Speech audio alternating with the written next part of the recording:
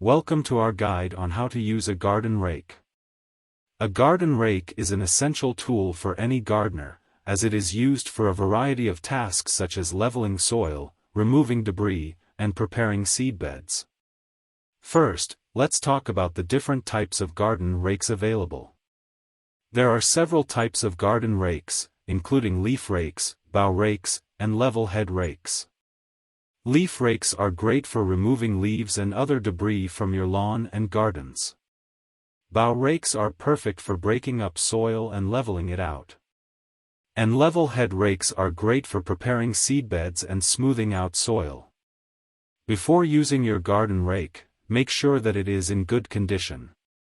Check for any bent or broken tines, and make sure the handle is secure. To use your garden rake, start by holding the handle with both hands, with your arms extended. Begin by raking the area in front of you, pulling the rake towards you.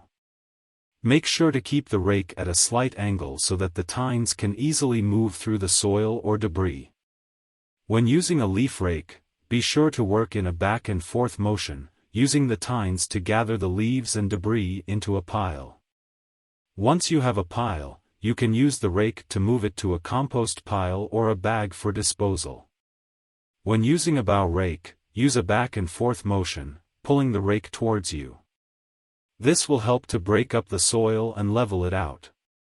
Use the back of the rake to smooth out the soil and remove any lumps or bumps. When using a level head rake, use a back and forth motion, pulling the rake towards you. This will help to prepare the seedbed and smooth out the soil.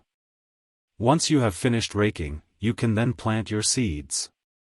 That's all for our guide on how to use a garden rake. Remember to always use the right tool for the job and to keep your rake in good condition for the best results. Happy gardening!